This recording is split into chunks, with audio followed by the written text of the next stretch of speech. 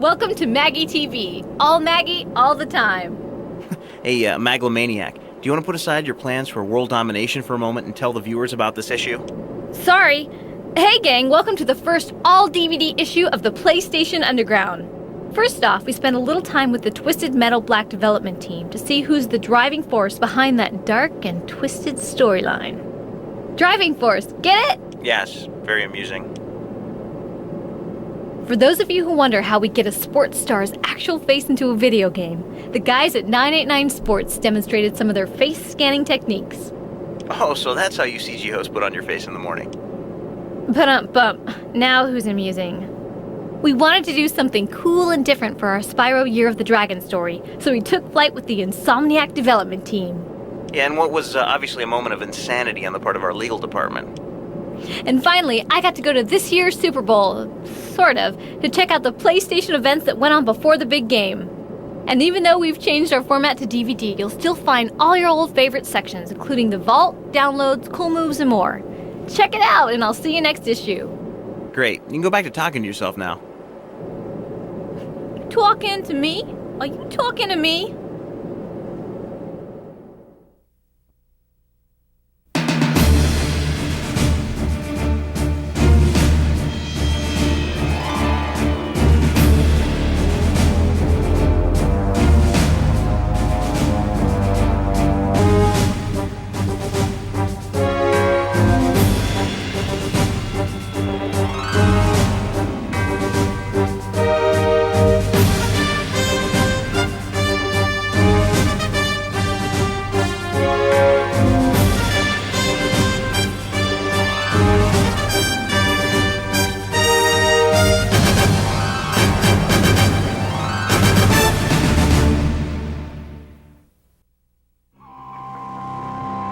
Midway Games.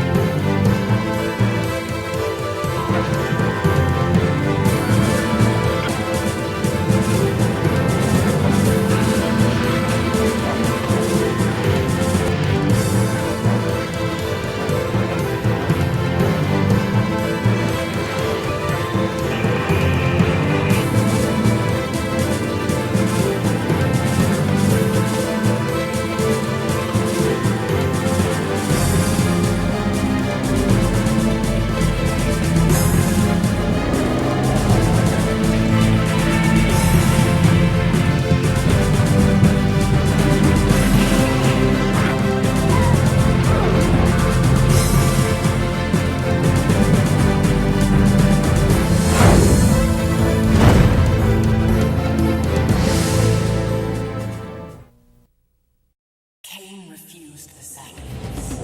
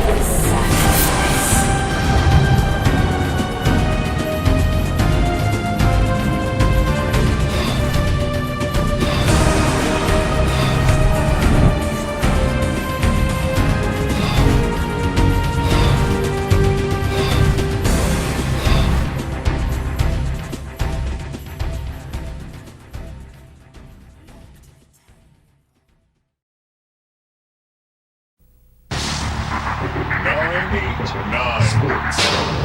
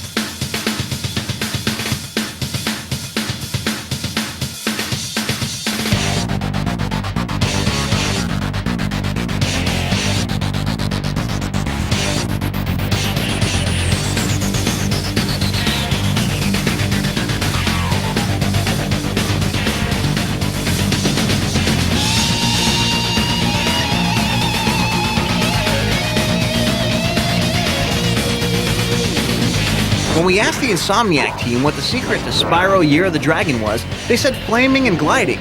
Well, we wanted to put them to the test, and since we couldn't figure out a way to get them to breathe fire, we did the next best thing, gliding.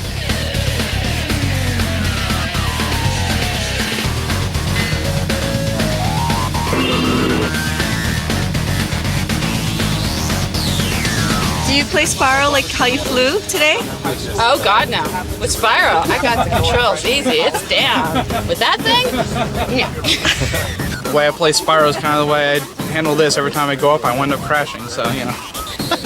Yeah, you know, when you're looking at it from the other side of the TV, it looks so easy, but I think I'm about to find out that it's a little bit more exciting.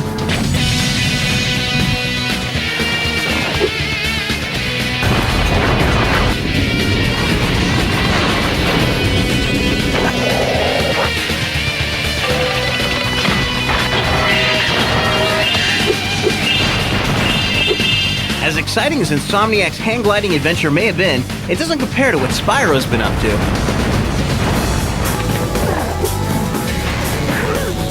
In Year of the Dragon, Spyro has returned from Avalar where he beat Ripto. Unfortunately, the dragons discover that the eggs have been stolen, and they've been stolen by a sorceress who happens to live on the other side of the Dragon Worlds in an area called the Forgotten Worlds. This time we kind of find out that, why he's alone and he's the only young dragon is that all the other dragons haven't hatched yet. So you spend, the next week of your life trying to rescue baby dragon eggs. And then with the magic of the baby dragon egg, Spyro will be able to overthrow the queen along with his friends, the playable characters. And this time, joining Spyro in his high-flying adventure are 6 new playable characters. You have Bentley the Yeti, Sheila the Kangaroo, Sergeant Bird, the Flying Penguin with rocket launchers, and Agent 9, the space-age monkey. And then you also get to play Sparks, which has never been a feature before. So I like Sparks a lot, and it's kind of a throwback to retro gaming. It's top-down, it's fast-paced action. Probably my favorite character of all the new characters would be Sergeant Bird. There's just something really fun about flying, getting up really high, and just launching a volley of rockets at a target. It's always fun blowing stuff up. Mine is Agent 9, the space monkey, just because he's such a freaky character. And it is a lot of fun where you are able to go into sniper mode, and you can do that here with Agent 9. You can zoom into a character and blow him away from pretty far away.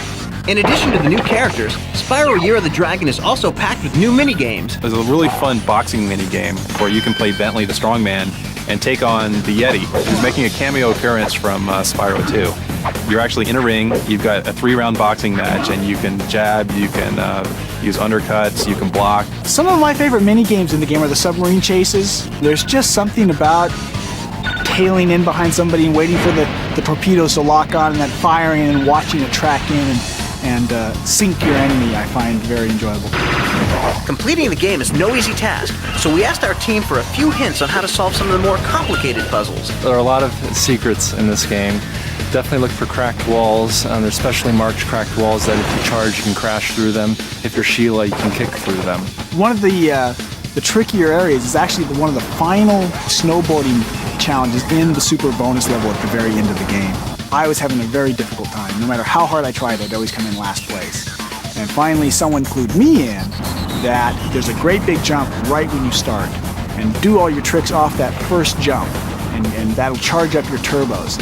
And then just worry about staying on the track. The variety of gameplay in Spyro Year of the Dragon is mind-boggling, so we wondered if the team had any favorite levels. Fireworks Factory is easily my favorite level because we've got a little Matrix scene going on in there where the camera revolves around stop-motion photography. We've got a really cool little mini-game. It's a Doom shooter where you're playing Agent 9 in first-person perspective and you can walk through these little dungeons. It's just a great, big, varied level. I have a couple of favorite levels in the game. The one of them would be Enchanted Towers. It's one of the ones where you play as Sergeant Bird, and so you're able to get some elevation and just let loose with the rockets and just shooting down balloons and flying creatures. So I found that pushing the artistic envelope, pushing the engine, and allowing us to do something really gorgeous. It would definitely be hard to top Year of the Dragon, but we wanted to know if there would be a 4th Spyro game from the Insomniac team. Spyro was originally intended as a trilogy, and it was our goal to make the final chapter the most exciting. And I think we've really done that. I'd say that hang gliding was a really appropriate way to end because for me, it was really exciting. I think that reflects what we were trying to do with Spyro. With each Spyro, we tried to make it more exciting for the players. Certainly, hang gliding has opened my eyes to what it's like to risk life and limb and do something that I would never normally do on my own. So I think there's kind of a good parallel there. Really, it makes me stop and think, well, what can we do in the next game that we end up going out someplace really cool and doing something fun? Well, if you don't have anything in mind, may we suggest a game that takes place in Hawaii?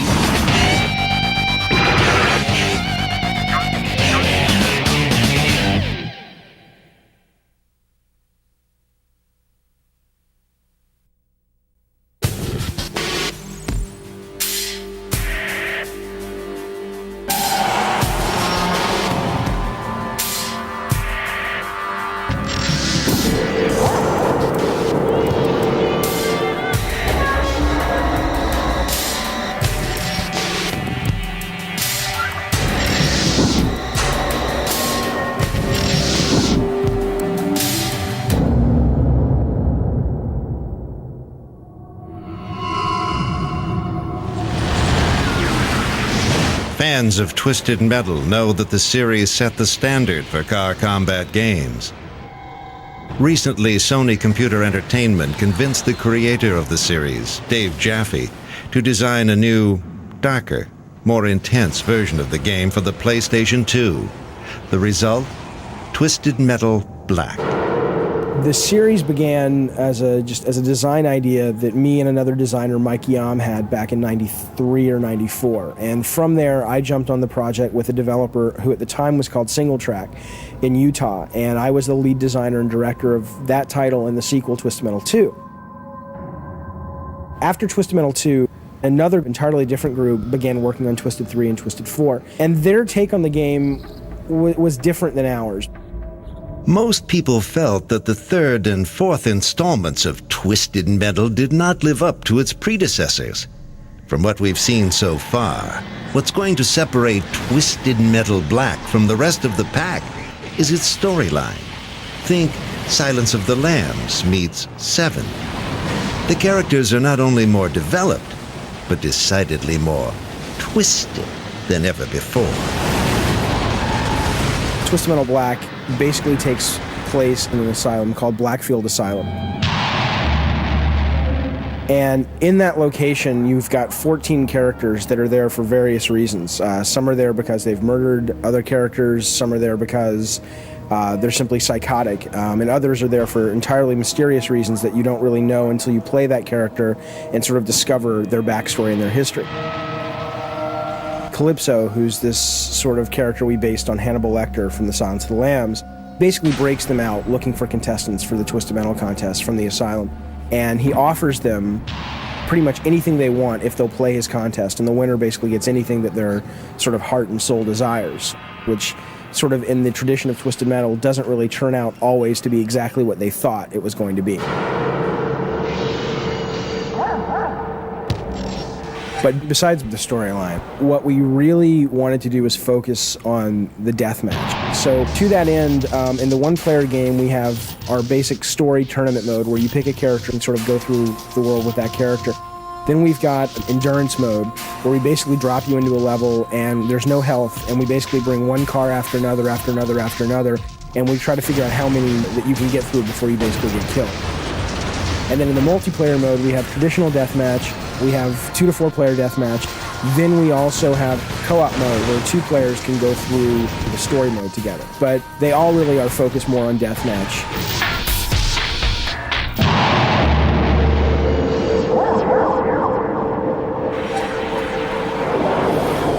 Thought the Twisted Metal games had a cool look and feel? You've not seen anything yet.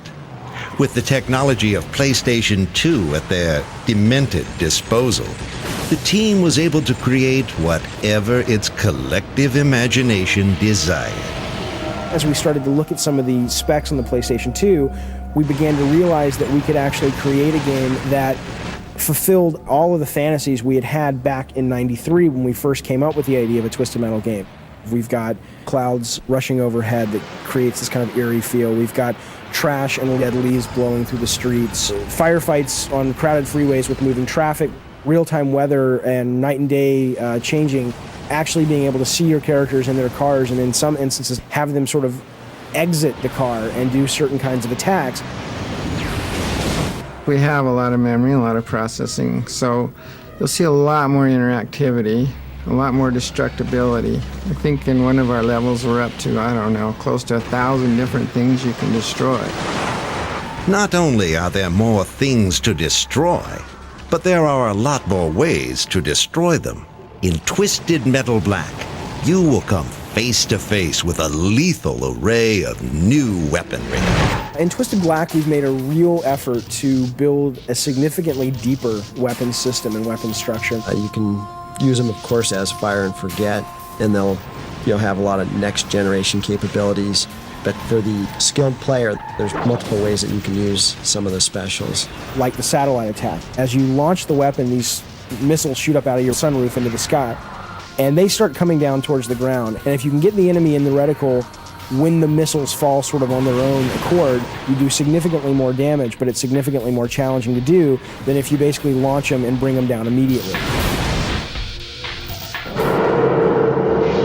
Discover the dark, sinister world of Twisted Metal Black and come out screaming for more.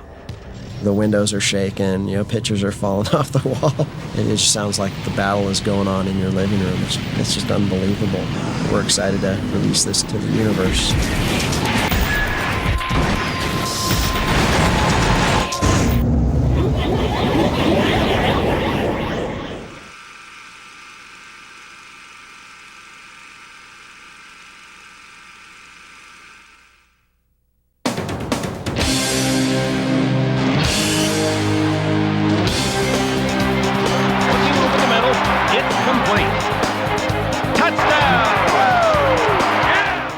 Hey gang, I'm in Tampa, Florida, and I got the cush job of covering the Super Bowl. In a few days, this stadium will be pushing maximum density with over 71,000 fans.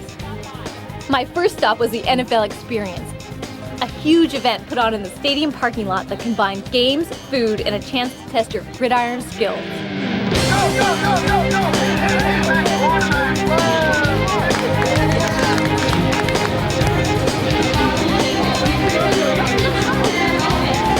I stopped by the PlayStation 2 touring attraction where I hung out with New Orleans quarterback Jeff Blake. Outside the truck, people were pretty pumped up. While checking out all the games on the truck, I kept one eye open for my suspiciously absent producer. I want to make sure we hook up because I'm going to the Super Bowl. All right, this is Ebor's famed Cuban club where PlayStation has set up the game before the game, where players from opposing Super Bowl teams face off in a quick cyber version of the event on NFL Game Day 2001.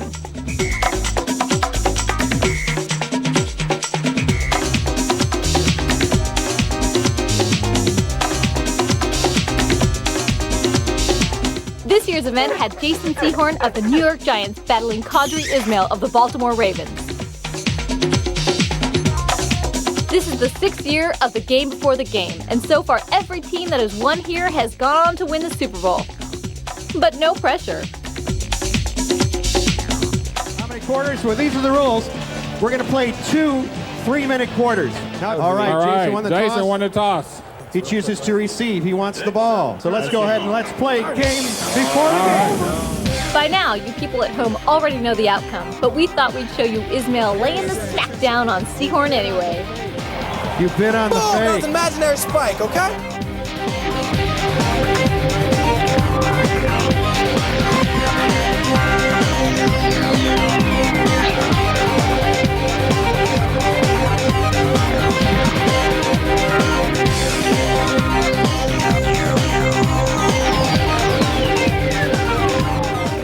Five, 4, 3, 2, 1, and that's the game. Our winner from the Baltimore Ravens, Qadri Ismail. After that, it was off to the VIP party. If there's one thing you can count on at these events, it's unique guests, awesome food. You gotta take that little head, you gotta squeeze that little tail like that, wiggle that little boy, take him off.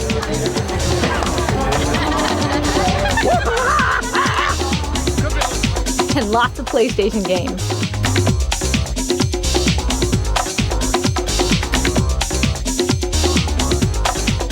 If you're in Tampa and you have the day off, you could hang out on the beach playing volleyball and building sandcastles. Or, in our case, my producer and I decided to check out the Florida Gators. When you're in Florida and you're looking for gators, the aptly named Gatorland is the place to hang. Through those jaws lie some of the biggest gators you'll ever see. Maggie, I thought you were talking about college football. We're not actually going in there. Come on, chicken boy.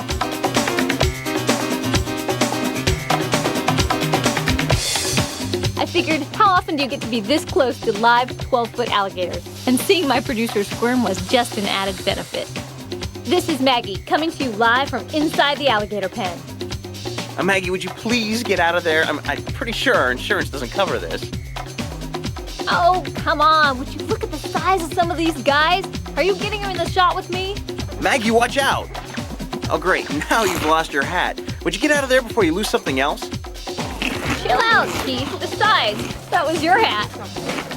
Ooh, a 989 sportsman, eh? Come back here with that hat.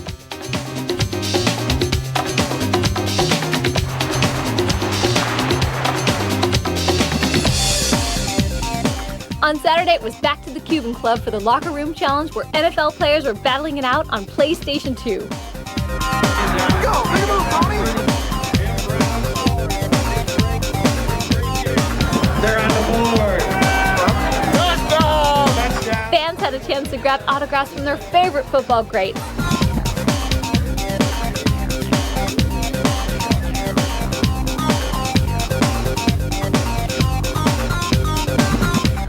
I asked a few people who they thought were going to win the big game. The Ravens are going to kick the Giants' ass!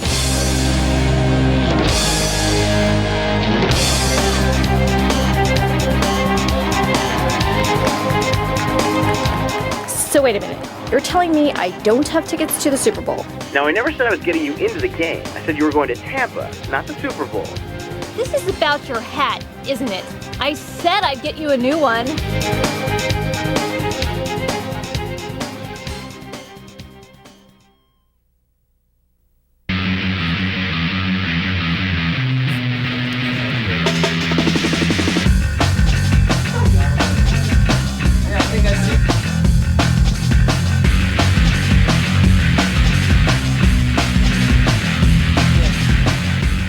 PlayStation 2 has brought about incredible advances in video game technology. Along with these advances come new challenges. Game makers are finding new and different ways of tapping into the hidden powers of the PlayStation 2 graphics engine. When working on Cool Borders 2001, Sony Computer Entertainment decided to scan the faces of professional riders directly into the game.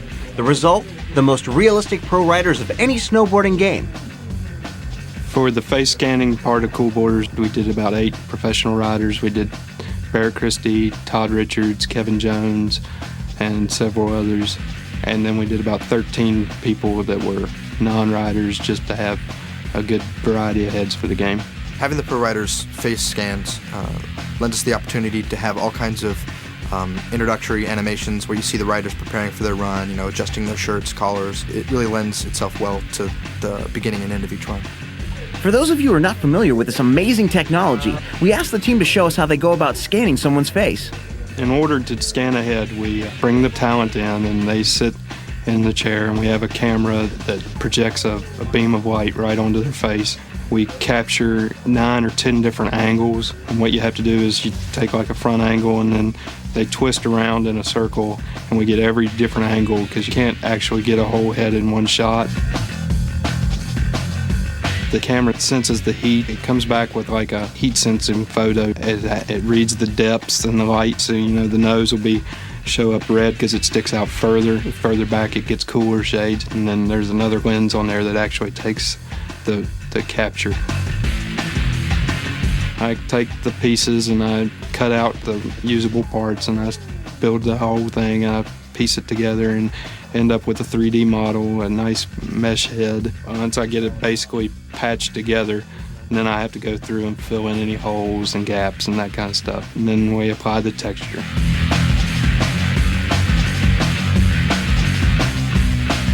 The realism definitely blew us away, but we wanted to know what some of the real snowboarders thought about their character's likeness. After each rider got his head scanned, they always want to go check it out. They're usually pretty shocked at how close it is, and some of them are pretty scared that that's what they actually look like in 3 dimensions. That's really weird. That's wrong. You said you're going to be able to make little beings out of computers. Their head will be spinning around on the computer, and they just can't believe it, how much it actually looks like them, and they all want to know, am I really going to look like that in the game? And they get real excited and can't wait to see it and play it themselves. Getting the most realistic looking face is only one part of the equation. Since realism is such an important part of a game like Cool Borders 2001, they also need to get the moves right. This is where having one of the largest in-house motion capture studios in the world comes in handy. The studio itself, I've heard that it's the second biggest in the world, and it's roughly about 60 by 40, and our hot zone is about 30 feet by 20 feet, which is one of the larger ones. We use a 15 camera Vicon system to accommodate all our motion capture needs. Capturing moves for sports games like football and basketball is easy, but how do you go about capturing a sport that involves flips and jumping off cliffs? The way we get all of our grabs and flips and tricks into the game, we actually set up an 18-foot trampoline in our motion capture studio. We actually had to make a special snowboard that was actually something a bit smaller to basically attach to the actor's feet. Then we had Todd Richards come down and bounce on the trampoline until he got enough air, then he'd throw one of the grabs out.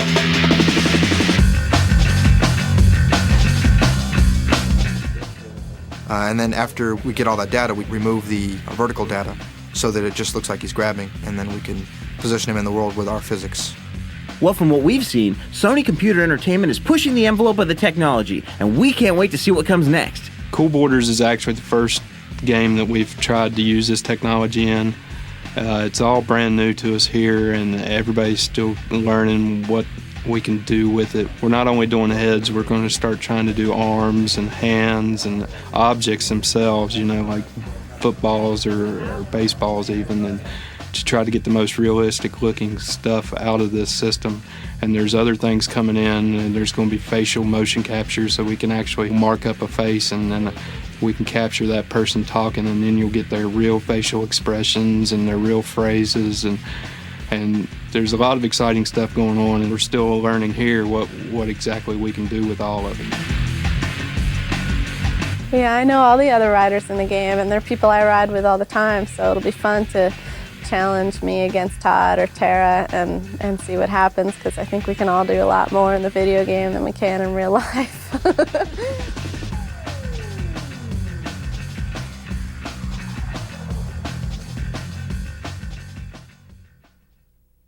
Hi, I'm CJ Canoy with 989 Sports, and I'll be showing you some cool moves with NBA Shootout 2001 for the PlayStation 2. We have Los Angeles Lakers at the Sacramento Kings. I'll be taking Jason Williams to pass on over to Chris Webber, the All-Star power forward, and we'll take you through some special moves to get a good look at the basket. Jason Williams here is holding down the square button to protect the ball from the opposing point guard Ron Harper. He's looking with icon passing, which is the L2 button. He'll pass on over to Chris Webber, the power forward. Chris will set up in the low post here. With the triangle button, you can face up and strafe. So I'm holding down triangle here. I'm going to go ahead and with the bottom two shoulder buttons, fake right and fake left respectively. I'm going to set Horace Grant up to the left, and I'm going to go around to the right and attack the basket for a slam. What happened here is all this you see here is all button combinations of holding down the triangle button and using your bottom two shoulder buttons to go left and right. And those are some cool moves for NBA Shootout 2001 for the PlayStation 2. Hi, my name is Eddie Cram. I'm here to show you a cool move today for NCAA Game Breaker 2001 on the PlayStation 2. What I'm going to show you today is total control passing to help you with your passing game on offense. What you do is, when I get to the line of scrimmage, I'm going to hit the L2 button to bring up the total control passing icon. What this is going to do, it's going to allow me to lead the receiver any direction I press on the D-pad, just like that. And that is how you perform total control passing on NCAA Game Breaker 2001 on the PlayStation 2. Hi, my name is Eddie Cram. I'm here to show you a cool move today for NCAA Game Breaker 2001 on the PlayStation 2. What I'm going to show you today is on defense. You can shift your defensive line depending on where you think the play might go before the snap of the ball. So when on defense, you can press L2 and left or right to shift the defensive line to go in the direction that you think the play might go. Straight ahead. Oh, the ball carrier almost popped that. Big old defender took his legs away. And that is how you shift your defensive line on NCAA Game Breaker 2001 for the PlayStation 2.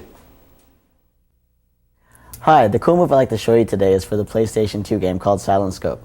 This is a cool move that PC players will appreciate because you can use a USB device such as a mouse to control the crosshairs while you play the game. One of the things I like to do is with my left hand use the L1 button on the DualShock controller to zoom in and out. With my right hand, I'll use it to aim the crosshairs and to fire my rifle. I find that this will give me more control in creating headshots and gunshots, which results in higher points.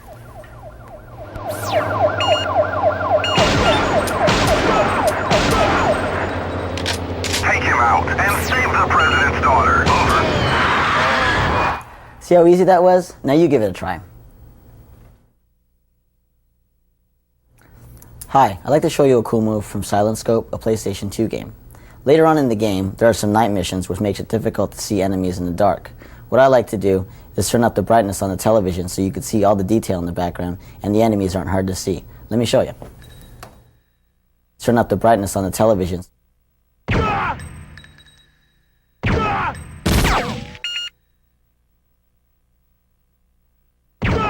Destroy the main power supply box to confuse the enemies.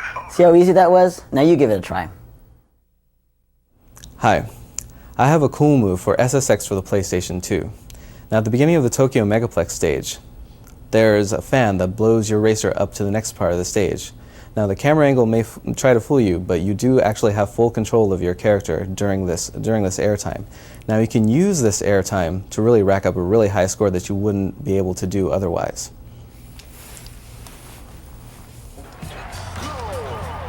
The fan comes up fairly quick in the stage.